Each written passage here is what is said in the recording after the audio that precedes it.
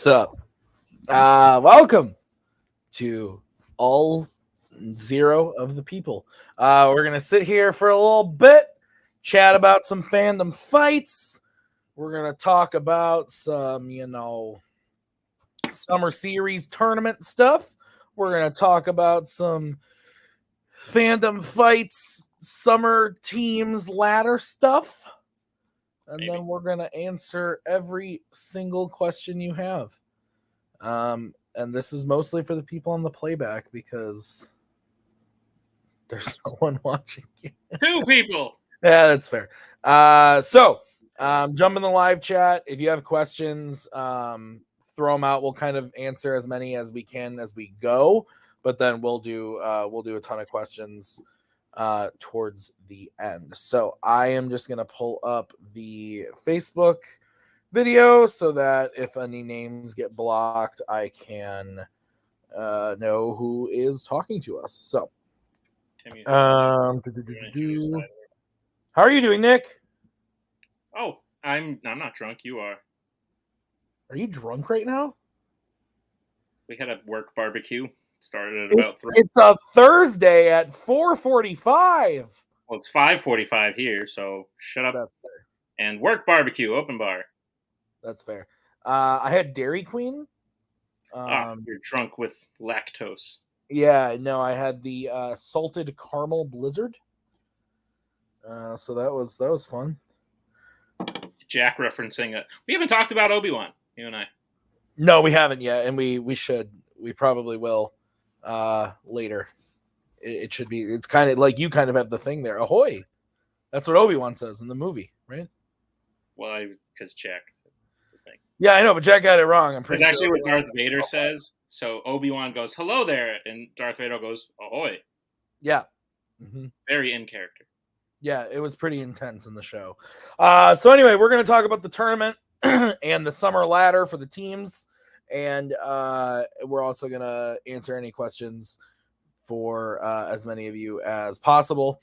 So if you have questions, like I said, throw them in the chat as we go. We'll try to answer them as we go, but then we'll do a dedicated Q&A part towards the end of this. So if you have any questions about fandom stuff coming up, blah, blah, blah, blah, blah, throw it in the chat. But another thing I think I should say is obviously we've been shooting a lot of this stuff. So a lot of you guys already know some of the stuff that's happening because you've been playing in them. So if you know something that we talk about, don't spoil it in the chat. Keep your lips zipped. So, let's talk about you want to talk about the ladder or the singles first? We should talk about the past. Yeah, you're right. We should talk about the past because things did just happen. So spoiler alert for the last couple weeks, primarily the title matches that happened. Nick, why don't you tell us about the past? Sure, the past. I think we had a good Act 2 of Fandom Fights. Yes. As long as we're trying to keep that. I like it. I think it works. Act 2 of Fandom Fights has concluded, and it was great. We had Duel of the Fates upsetting Manhattan Project in the contender match to go on to play Wookiee Mistake. They performed very, very valiantly. Tyler and Brittany, 2 Rookie of the Year nominees last year, getting their first title shot. So that was very exciting. Wookiee Mistake did defend. They became the 3rd team ever to defend the titles. And I said it in the match, and it might sound obnoxious at this point, but first team to not have Tim Brzakala on it to defend the titles. Oh my god! Yeah. Crazy. So yeah, very exciting. Very cool. Joe and David have carved their way into history officially. Yeah. In a very well played match. As far as singles go, we had Albert beat Koho in the contender match. Albert playing on fire, incredible. Yeah. To go on to play Joe, who honestly, I think we did a poll. I think Joe won that poll, and if you had asked most people probably would have said Joe's pretty dominant right now. I don't think anyone could beat him, especially Albert, who was in a retirement match a year ago. Yeah. So, fun fact, other than the triple threat, where Scully actually had a higher percentage than me, when I still won, Joe and Albert had the exact same accuracy in this title match. Like, couldn't have been closer. Genuinely neck and neck. They both had an 84 or 82% accuracy. But Joe did hit the questions at the right time to come out on top and defend and become the third person ever to defend the singles belt. So Joe defends both belts in 2 very good matches against 3 people, Albert, Tyler, and Brittany, who had never challenged for a belt before. That's a lie. Albert literally challenged for the team's belt. Yeah. In Act 1. He never challenged for the singles belt. For the singles belt. So it was very exciting. I think they were and we say this a lot, they were some of the best title matches we've put on, especially the singles one. Definitely go check both those out if you haven't. Some other stuff happened. Some like Zadius played Alex, Zadius beat Alec, Mike Shea beat Adelaide Spence, Jeremy Potter's in his do-over match won against Jordan Owens. And so the 5-way happened, which we'll talk about when we talk about the singles thing. So a lot of exciting stuff happened. Yeah. No, I mean, I thought it was a great little part of the season. I agree. I think Joe is on fire, but I don't think you can take anything away from Albert and Brittany and Tyler because they they all played great. Javi we buried the lead. Javi's bringing it up. Scott Harvey is seriously maybe one of the best fandom players I've ever seen in my life. And how many people have gone undefeated in their fandom career? Yeah, he literally retired undefeated. Incredible season. We're gonna miss him at Fandom, but he'll still be there as a manager. So that's always a plus. So that honestly, peek behind the curtain, that had to be one of my favorite Fandom moments of the year so far, maybe ever. Just I'm at work and Nick calls me. He's like, "Hey, you got a second?" I'm like, "Yeah." He's like, "Someone didn't show up," and I'm like, "Okay." And I was like, "Well, maybe we just give Bar the win and we move on." And he's like, "Scott said he would play." I'm like, "Yes, let's do it." And then when I watched it, oh my god, it was amazing. It was incredible. I wish I had been there. It was something to behold. Clarify on that, by the way. Bar won't get the loss since he was prepared to play another person. Yeah. Scott will retire 1-0, which is just my favorite thing ever. And that it went to sudden death too. Yeah, literally. Amazing. Oh, okay. Anyway, so let's talk about maybe the ladder first. The ladder? Sure. Let's talk about the ladder. So, important thing, if you haven't noticed, there's a pattern to the way the schedule works. It's a lot easier for Tim and I to see it because we have the schedule written out in front of us. But what tends to happen is the team that previously challenged for the title, we don't like to put them in the next picture. We like to see different people challenging for the title. That includes singles as well. So that means Duel of the Fates will not be in the ladder, but just about every other active team we have is. So essentially, this is what's going to happen. It's a ladder. So each team is going to go on a run in order to play a team at the end in a contender match. But in order to get the team they're playing, we're going to start out the ladder with a contender match to the finals of the ladder. In that contender match will be Dummies and the Demigod Complex. So Dummies recently lost to, or not recently, but at the beginning of the year, lost to Wookiee Mistake, who then went on to win the titles. Demigod Complex just lost in this sort of rookie team bracket we had in Act 2. They lost to Duel of the Fates, who then went on to challenge for the title. So I think this is a good matchup. It's a chance for Demigod Complex to prove their worth as a rookie team against former champions and dummies who are looking to sort of come back since, they were the story the end of the year last year. It was dummies this, dummies that. Mm-hmm. All this year so far has been Wookiee Mistake. So Dummies is definitely trying to put their name back in there. So Dummies versus Demigod.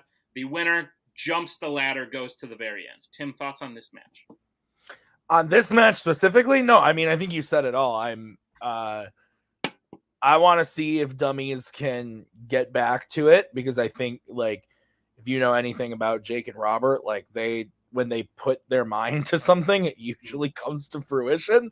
So it'll be interesting to see. But at the same time, if you know anything about the Kingsmen, they want to beat Dummies. So I think that the fire is definitely and Spence and Alex are good. Like they've like you can't. Gone are the days of just being like, ooh, Adelaide Spence, like not good at Fandom. Like, no, Spence is like showing up to play this year. So I think this honestly could go either way because in their wins have been impressive. And because dummies are coming off of a loss, and obviously Jake is on a roll in Warzone, it's just kind of like a who knows what's going to happen. If I was a betting man, I mean, I would bet on dummies, but I think that it really could go either way. Yeah, I mean, when you look at Demigod Complex, even every team they've played is good. Like, their first match was against Ryan Payne and Dylan. Yep. That was a close match. Then they had to play Mark, who's challenged for the belt, and Jake, who was nominated for Comeback Player of the Year last year, and then they won that. And then going into the Duel of the Fates match, they were actually the favorites. They had a higher accuracy going into that match. So I genuinely think this is a close one, and I think it'll be a good match. So the winner of that jumps to the end of the ladder, which means we have to start at the bottom. And then eventually we'll get here. Song reference. So we're just going to tell you who is on each rung of the ladder. Mm-hmm. Essentially, ladder number 1, the first rung, is going to be a match between Back to Formula and Galactes Nuts. So both 1-1 rookie teams. Back to Formula won their debut match, lost to the Demigod Complex. Galactes Nuts won their debut match, lost to Duel of the Fates. So both teams 1-1. They're going to play in the first rung of the ladder, and essentially they're both going to be about 7 matches away from a title match. But if either one can win all of these matches, they'll just keep climbing the ladder to eventually get to the title. But this is where it starts. So that's rung number 1. Tim, thoughts on that match? And then we can't really talk about any other matches because they require knowing who wins. Yeah, I mean, I think both teams are good. They're both filled with people who know what they're doing. Like Back to Formula, like Mark and Jake have proven they know what they're doing when it comes to not just fandom, but trivia in general. And then Galactes Nuts, Antonio, former teammate of Jake's. So there's that going into it as well. And Antonio's, again, I think is on a pretty good streak. Here we're going to talk about that a little bit when we get to singles, what his kind of position is, but I think that Antonio is really good, and I don't really know a lot about Abel, and a lot of people when we talk about him are like, oh, I know him, and so clearly he's like doing things in other leagues that I just don't know about, but from what I've seen from him so far this season, like he's showing to be a pretty good force as far as fandom goes. So if that's the case, this is going to be an interesting match. Agreed. But yeah, no. So that match will happen, and then the winner will go on to the next rung, and then the next rung, and the next rung, and so on. So we'll just tell you who's on every other rung because we obviously can't tell you who won these matches to then go play the next person. But so that's ladder rung number 1. Rung number 2 is going to be Necronomicon. Mark and Jay last lost to Lights, Camera, and Action. Lights, Camera, and Action then went on to play Manhattan Project. So we've only seen Necronomicon once this year, and this will be their return to form. Fun fact, oldest playing fandom team still.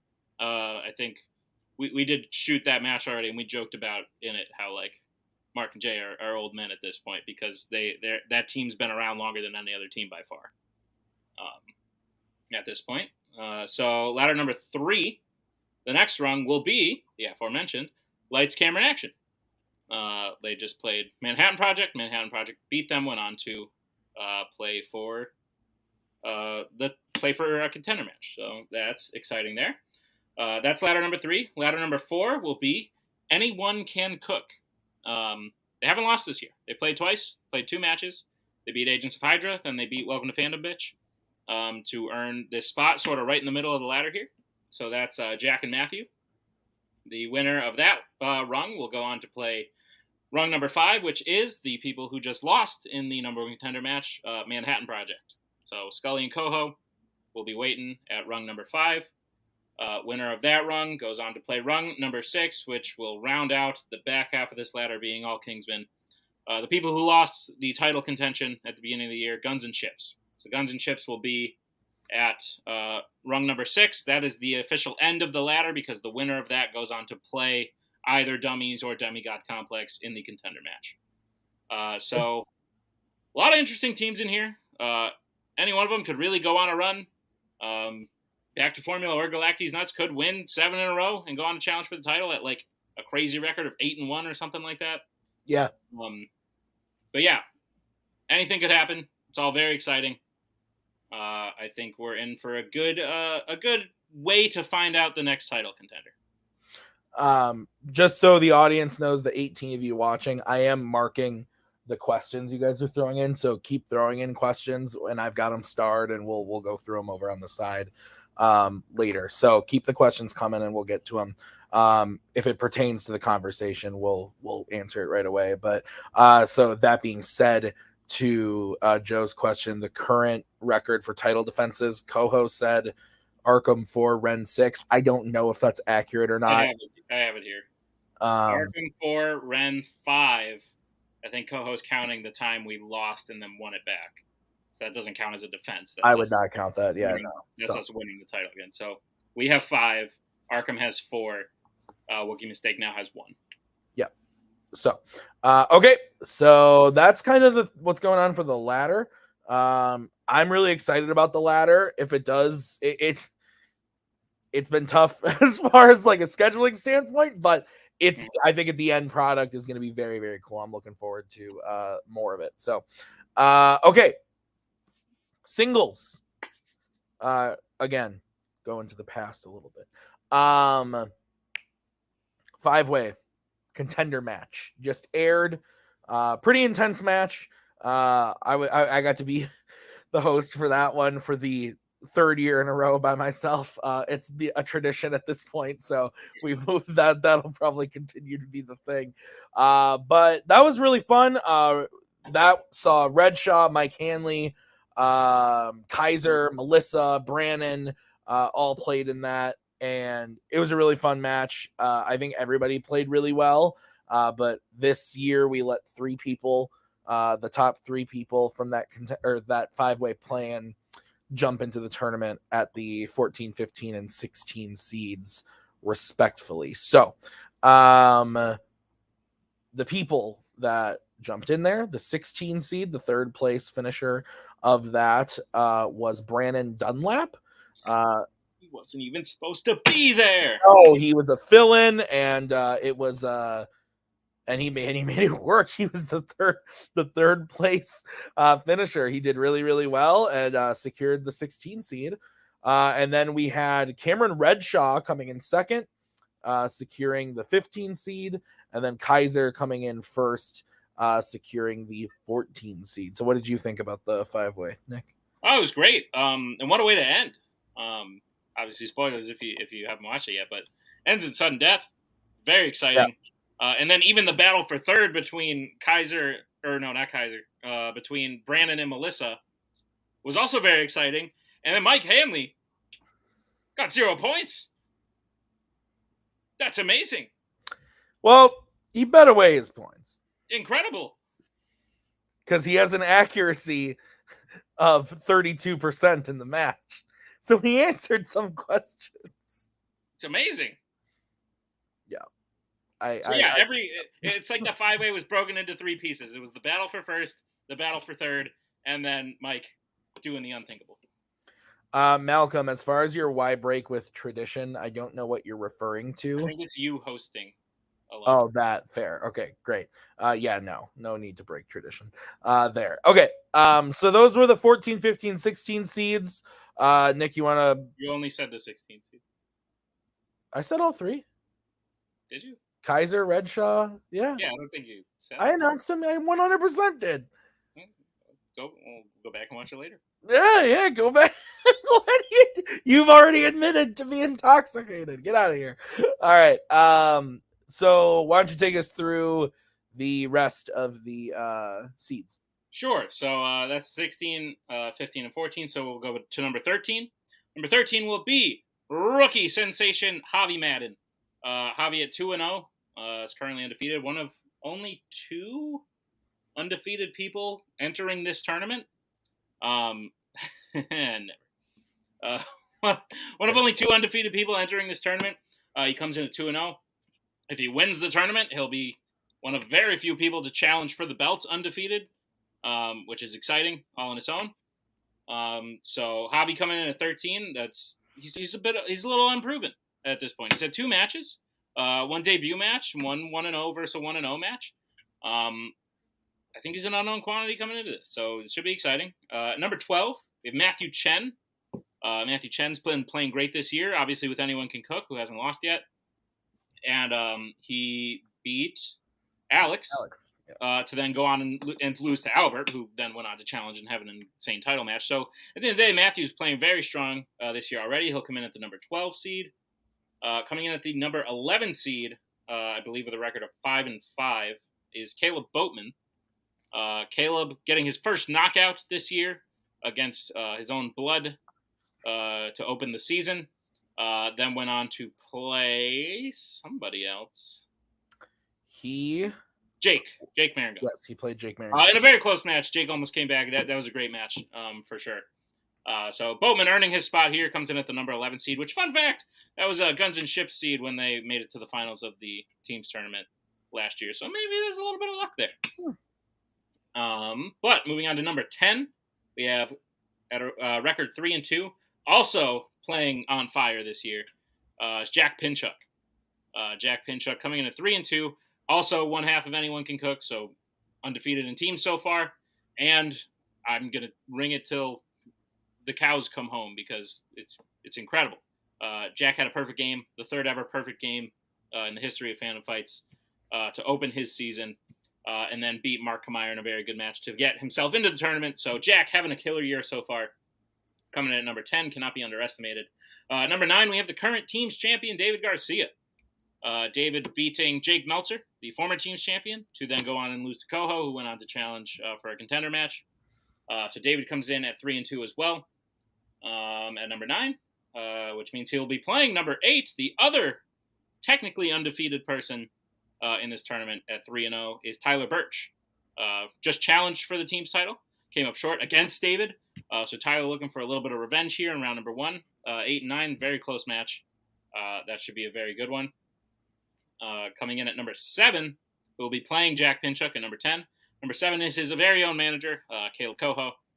Just lost to Albert in the number 1 contender match. But Koho coming in with like a wild record, like 12-11 or 12. I don't even know.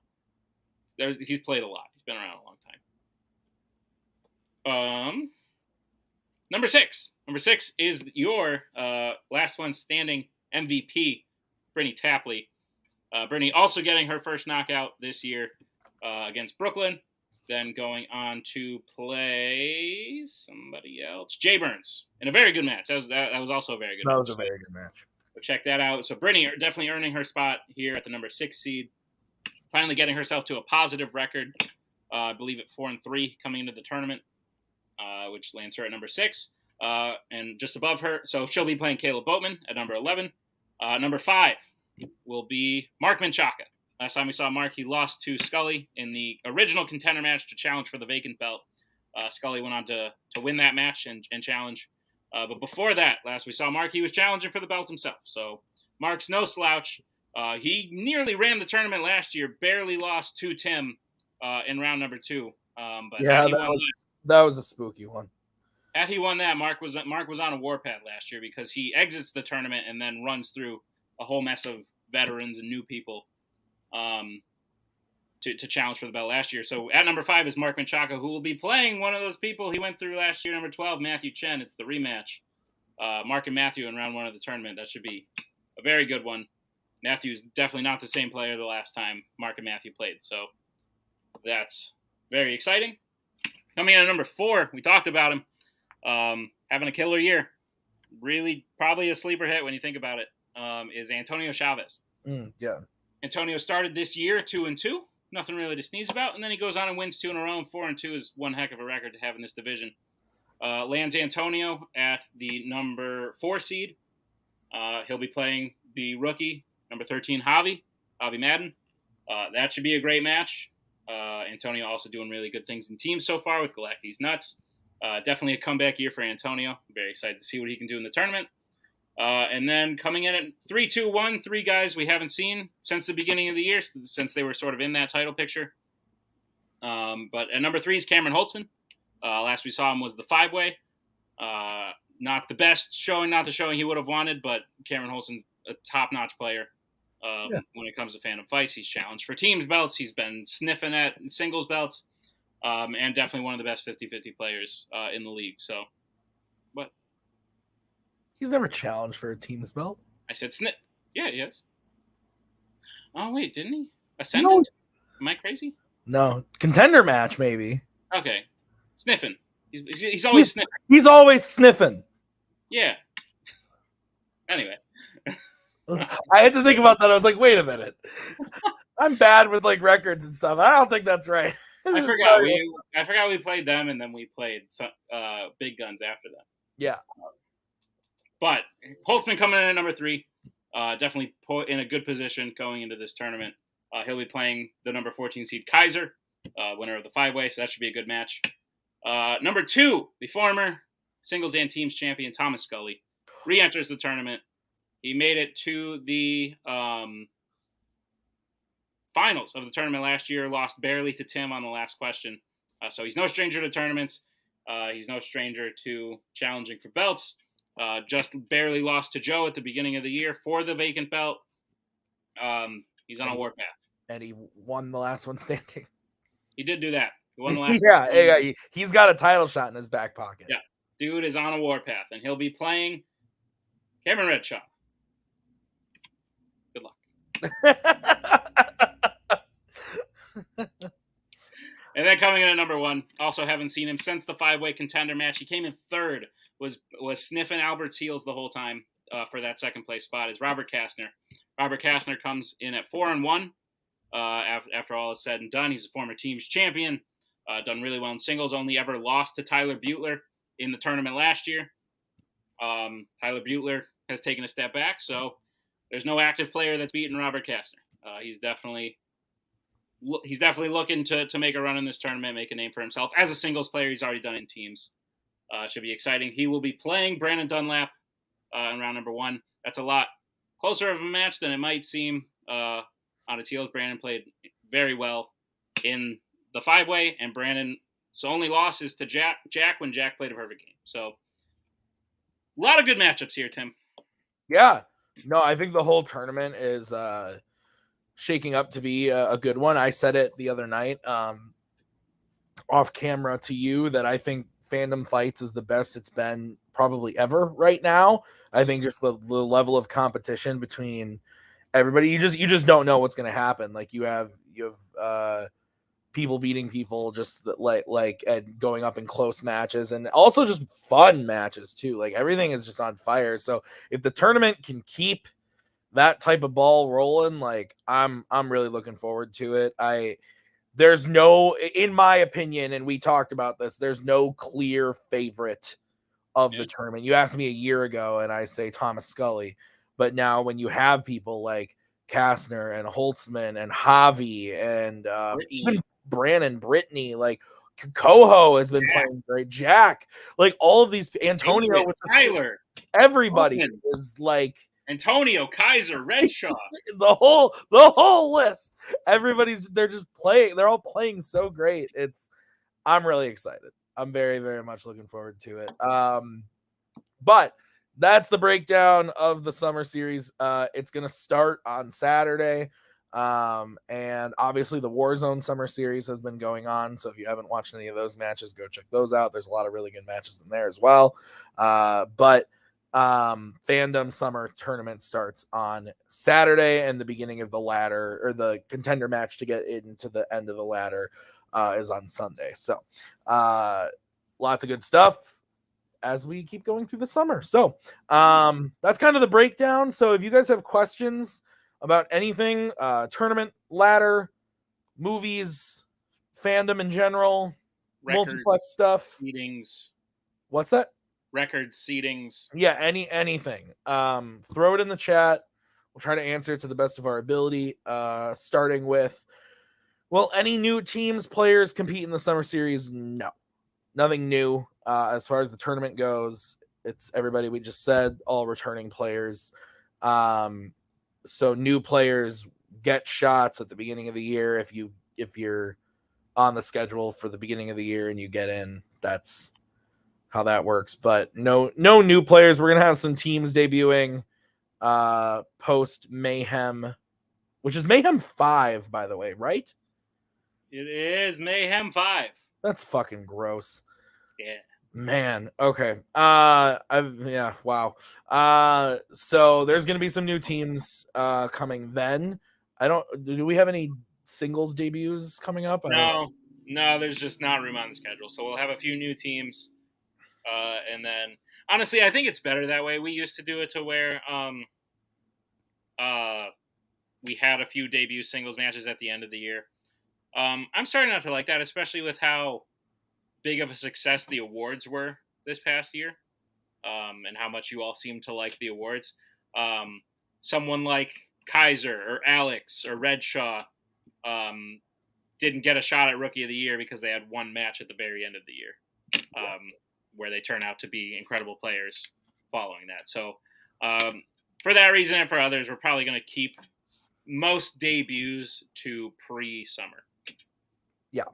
But there is a teams tournament coming in the fall, so there will be some teams debuting that can eke their way into that. So are the rules the same as last summer series? If we're talking about rules for the show, those have not changed.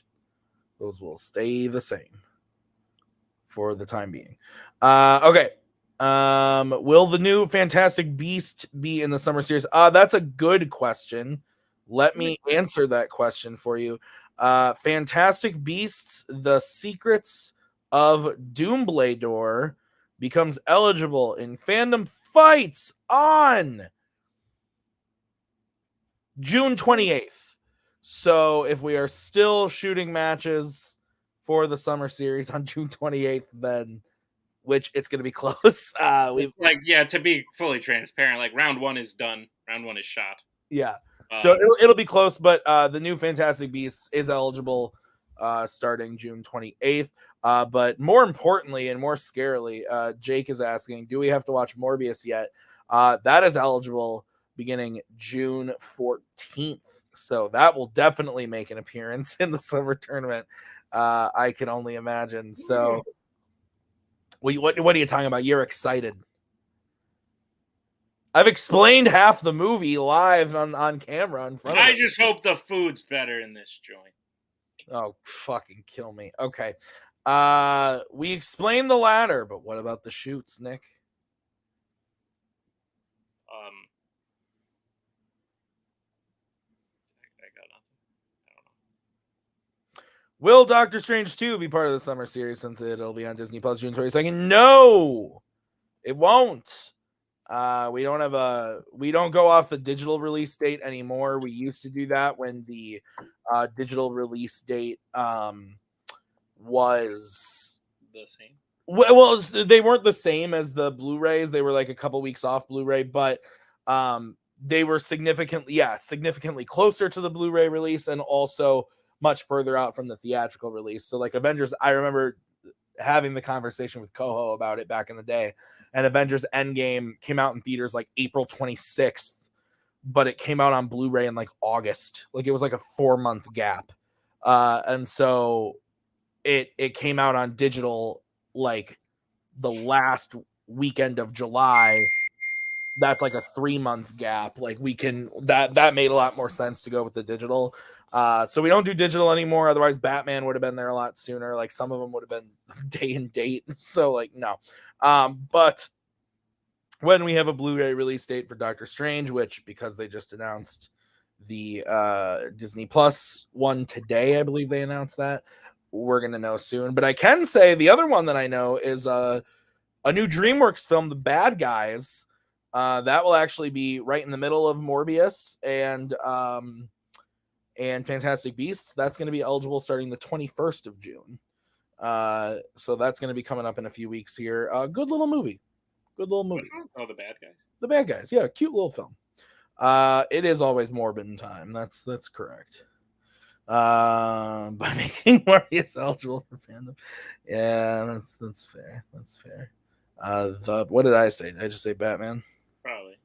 Yeah. No, Rescue Rangers will not be a Disney live action film. Unfortunately, the film is delightful. It's fantastic. Nick, you should go watch it. It's on Disney Plus. It's the Chip and Dale one. Chip and Dale Rescue Rangers. It's great. Nick, no, seriously, like it's Nick, everybody loves it. You're gonna be the one guy. Cody even liked it, and he hates Joy. So you should watch it. You would love it. I do think you would like it a lot. I did see a bunch of weird It's the videos. Lonely Island guys that did it. I did see a bunch of weird videos popping up about breakdowns of that movie. Yeah, I think you would like it.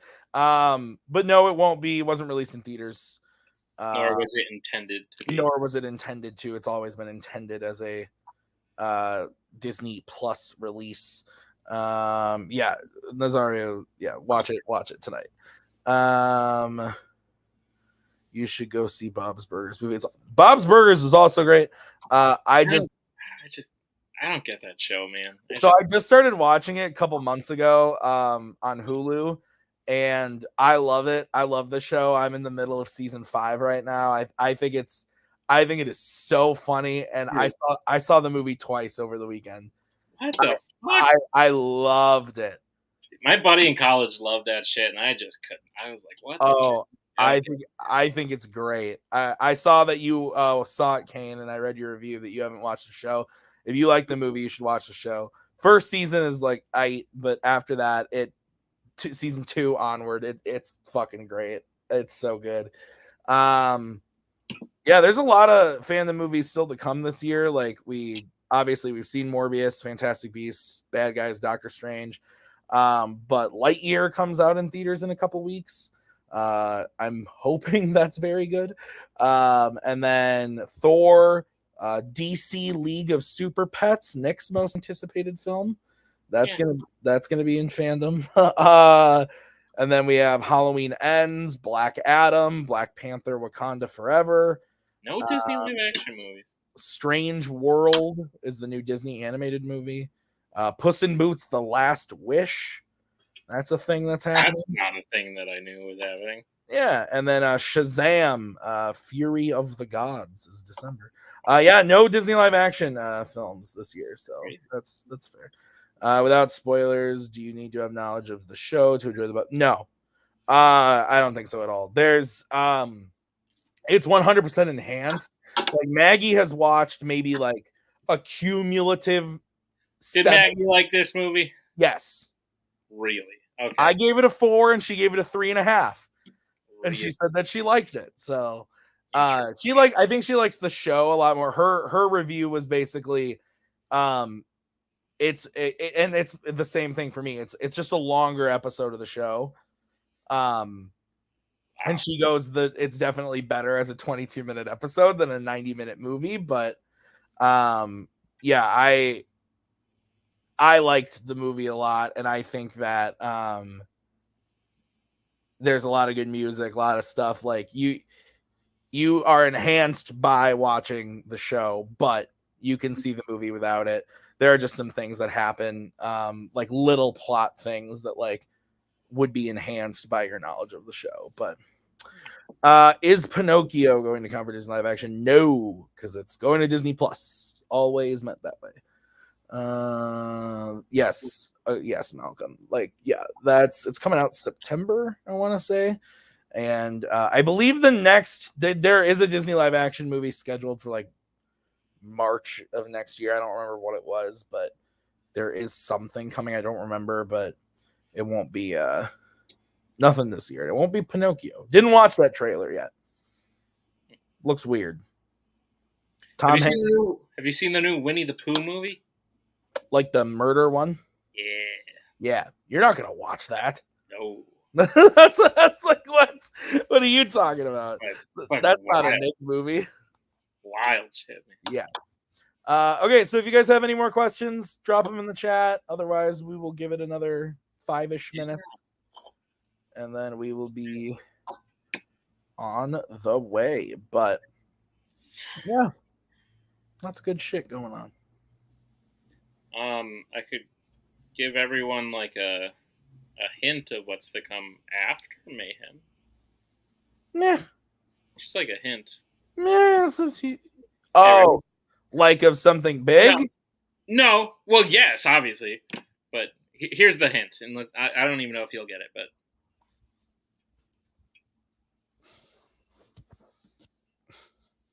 that is your hint. I don't get it. You're right. Go look at the doc.